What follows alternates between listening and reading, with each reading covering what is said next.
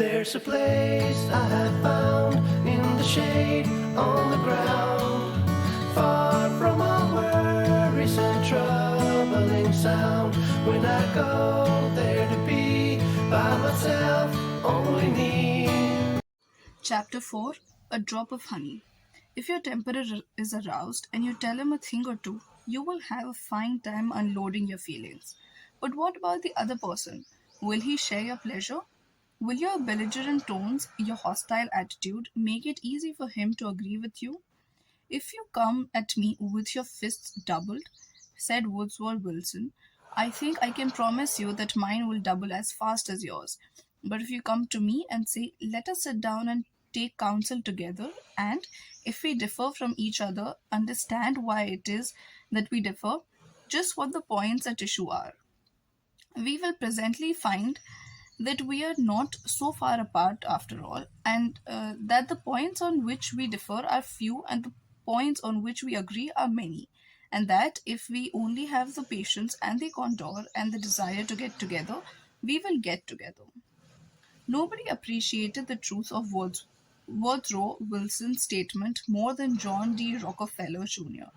Back in 1915, Rockefeller was the most fiercely despised man in Colorado. One of the bloodiest strikes in the history of American industry had been shocking the state for few terrible years. Irate, belligerent miners were demanding higher wages from the Colorado Fuel and Iron Company. Rockefeller controlled that company. Property had been destroyed, troops had been called out, blood had been shed. Strikers had been shot, their bodies riddled with bullets. At a time like that, with the air seething with hatred, Rockefeller wanted to win the strikes to his way of thinking. And he did it. How? Here's the story. After weeks spent in making friends, Rockefeller addressed the representatives of the strikers. Sorry. This speech, in its entirety, is a masterpiece. It produced astonishing results. It calmed the tempestuous waves of hate that threatened to engulf Rockefeller. It won him a host of admirers. It presented facts in such a friendly manner that the strikers went back to work without saying another word about the increase in wages for which they had fought so violently. The opening of that remarkable speech follows. Note how it fairly grows with friendliness. Rockefeller, remember, was talking to men who, a few days previously, had wanted to hang him by the neck to a sour apple tree. Yet he couldn't have been more gracious, more friendly if he had addressed a group of medical missionaries. His speech was radiant with such phrases as, I am proud to be here. Having visited in your homes, met many of your wives and children, we meet here not as strangers, but as friends. Spirit of mutual friendship, our common interests. It is only by your courtesy that I am here. This is a red letter day in my life, Rockefeller began. It is the first time I have ever had the good fortune to meet the representatives of the employees of this great company, its officers and superintendents together, and I can assure you that I am proud to be here, and that I shall remember this gathering as long as I live. Had this meeting been held 2 weeks ago, I should have stood here a stranger to most of you, recognizing a few faces. I, having had the opportunity last week of visiting all the camps in the southern coal field and of talking individually with practically all of the representatives except those who were away, having visited in your homes, met many of your wives and children, we meet here not as strangers, but as friends. And it is in that spirit of mutual friendship that I am glad to have this opportunity to discuss with you our common interests. Since it's a meeting of the officers of the company and the representatives of the employees, it is only by your courtesy that I am here, for I am not so fortunate as to be either one or the other, and yet I feel that I am intimately associated with you men, for in a sense I represent both the stockholders and the directors. Isn't that a superb example of fine art of making friends out of enemies? Suppose Rockefeller had taken a different tack. Suppose he had agreed with those miners and hurled devastating facts in their faces. Suppose he had told them by his tone and insinuations that they were wrong. Suppose that, by all the rules of logic, he had proved that they were wrong. What would have happened? More anger would have been stirred up, more hatred, more revolt. If a man's heart is ranking with discord and ill you can't win him to your way of thinking with all the logic in Christendom. Scolding parents and domineering bosses and husbands and nagging wives ought to realize that people don't want to change their minds. They can't be forced or driven to agree with you or me. But they may possibly be led to if we are gentle and friendly, ever so gentle and ever so friendly. Lincoln said that, in effect, over 100 years ago. Here are his words. It is an old and true maxim that a drop of honey catches more flies than a gallon of gall. So, with men, if you would win a man to your cause, first convince him that you are his sincere friend. Therein is a drop of honey that catches his heart, which, say what you will, is the great high road to his reason. Business executives have learned that it pays to be friendly to strikers. For example, when 2,500 employees in the White Motor Company's plant struck for higher wages and a union shop, Robert F. Black, then president of the company, didn't lose his temper and condemn, and threaten and talk of tyranny and communists. He actually praised the strikers. He published an advertisement in the Cleveland papers complimenting them on the peaceful way in which they laid down their tools. Finding the strike pickets idle, he bought them a couple of dozen baseball bats and gloves and invited them to play ball on vacant lots. For those who preferred bowling, he rented a bowling alley. This friendliness on Mr. Black's part did what friendliness always does. It begged friendliness. So the strikers borrowed brooms, shovels, and rubbish carts and began picking up matches, paper, cigarette stubs, and cigar butts around the factory. Imagine it. Imagine strikers tidying up the factory grounds while battling for higher wages and recognition of the union. Such an event had never been heard of in the long, tempestuous history of American labor wars. That strike ended with a compromise settlement within a week, ended without any ill feeling or rancor. Daniel Webster, who looked like a god and talked like Jehovah, was one of the most successful advocates who ever pleaded a case. Yet he ushered in his most powerful arguments with such friendly remarks as, "It will be for the jury to consider." This may, perhaps, be worth thinking of. Here are some facts that I trust you will not lose sight of. Or, you, with your knowledge of human nature, will easily see the significance of these facts. No bulldozing, no high pressure methods, no attempt to force him opinions on others. Webster used a soft spoken, quiet, friendly approach, and it helped to make him famous. You may never be called upon to settle a strike or address an injury, but you may want to get your rent reduced. Will the friendly approach help you then? Let's see. Owell Straub, an engineer, wanted to get his rent reduced, and he knew his landlord was hard boiled. I wrote him, Mr. Straub said in a speech before the class, notifying him that I was vacating my apartment as soon as my lease expired. The truth was, I didn't want to move. I wanted to stay if I could get my rent reduced, but the situation seemed hopeless. Other tenants had tried and failed.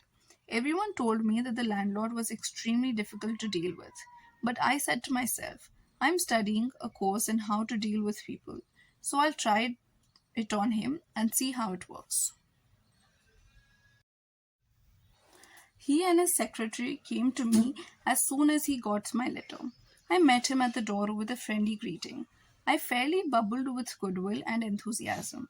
I didn't begin talking about how high the rent was. I began talking about how much I liked this apartment house. Believe me, I was hearty in my approbation and lavish in my praise.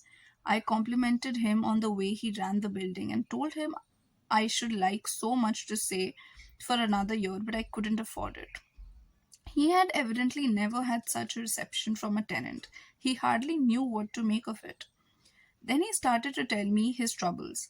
Complaining tenants, one had written him 14 letters, some of them positively insulting. Another threatened to break his lease unless the landlord kept the man on the floor above from snoring. What a relief it is, he said, to have a satisfied tenant like you. And then, without my even asking him to do it, he offered to reduce my rent a little. I wanted more, so I named the figure I could afford to pay, and he accepted without a word. As he was leaving, he turned to me and asked, "What decorating can I do for you?" If I had tried to get the rent reduced by the methods the other tenants were using, I am positive I should have met with the same failure they encountered. It was the friendly, sympathetic, appreciative approach that won. Dean Woodcock of Pittsburgh, Pennsylvania, is the superintendent of a department of the local electric company. His staff was called upon to repair some equipment on top of a pole. This type of work had formerly been performed by a different department and had only recently been transferred to Woodcock's section. Although his people had been trained in the work, this was the first time they had ever actually been called upon to do it. Everybody in the organization was interested in seeing if and how they could handle it. Mr. Woodcock, several of his subordinate managers, and a member of other departments of the utility went to see the operation. Many cars and trucks were there, and a number of people were standing around watching the two lone men on top of the pole. Glancing around, Woodcock noticed a man up the street getting out of his car with a camera. He began taking pictures of the scene. Utility poor was are extremely conscious of public relations, and suddenly Woodcock realized that this setup looked like, to the man with the camera, overkill, dozens of people being called out to do a two-person job. He strolled up the street to the photographer. "I see you're interested in our operation." "Yes, and my mother will be more than interested. She owns stock in your company. This will be an eye opener for her. She may even decide her investment was unwise. I've been telling her for years there's a lot of waste motion in companies like yours. This proves it. The newspapers might like these pictures too." "It does look like it, doesn't it? I'd think the same thing in your position. But this is a unique situation." And Dean Woodcock went on to explain how this was the first job of this type for his department and how everybody from executives down were interested. He assured the man that under normal conditions, two people could handle the job. The photographer put away his camera, shook Woodcock's hand, and thanked him for taking the time to explain the situation to him. Dean Woodcock's friendly approach saved his company much embarrassment and bad publicity. Another member of one of our classes, Gerald H. Wynne of Littletown, New Hampshire, reported how by using a friendly approach he obtained a very satisfactory settlement on a damage claim. Early in the spring, he reported, before the ground had thawed from the winter freezing, there was an unusually heavy rainstorm, and the water, which normally would have run off to nearby ditches and storm drains along the road, took a new course onto a building lot where I had just built a new home. Not being able to run off, the water pressure built up around the foundation of the house. The water forced itself under the concrete basement floor, causing it to explode and the basement fill with water. This ruined the furnace and the hot water heater. The cost to repair the damage was in excess of $2,000. I had no insurance to cover this type of damage. However, I soon found out that the owner of the subdivision had neglected to put in a storm drain near the house, which could have prevented this problem. I made an appointment to see him. During the 25-mile trip to his office, I carefully reviewed the situation and remembering the principles I learned in this course, I decided that showing my anger would not serve any worthwhile purpose. When I arrived, I kept very calm and started by talking about his recent vacation to the West Indies. Then, when I felt the timing was right, I mentioned the little problem of water damage. He quickly agreed to do this to his little share in helping to correct the problem. A few days later, he called and said he would pay for the damage and also put in a storm drain to prevent the same thing from happening in the future. Even though it was the fault of the owner of the subdivision, if I had not begun in a friendly way, there would have been a great deal of difficulty in getting him to agree to the total liability. Years ago, when I was a barefoot boy walking through the woods to a country school out in northwest Missouri, I read a fable about the sun and the wind. They quarreled about which was the stronger, and the wind said, "I'll prove I am. See the old man down there with a coat? I bet I can get his coat off him quicker than you can." So the sun went behind a cloud and the wind blew until it was almost a tornado. But the harder it blew, the tighter the old man clutched his coat to him. Finally, the wind calmed down and gave up. And then the sun came out from behind the clouds and smiled kindly on the old man. Presently, he mopped his brows and pulled off his coat.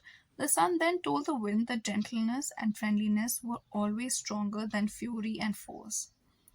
The use of gentleness and friendliness is demonstrated day after day by people who have learned that a drop of honey catches more flies than a gallon of gall. Aesop was a Greek slave who lived at the court of Croesus and spun immoral fables 600 years before Christ. Yet the truths he taught about human nature are just as true in Boston and Brigham now as they were 26 centuries ago in Athens.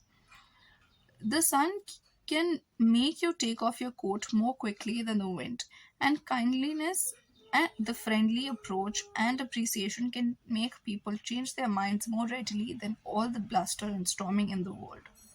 Remember that Lincoln said, "A drop of honey catches more flies than a gallon of gall." So, rule number 4, begin in a friendly way.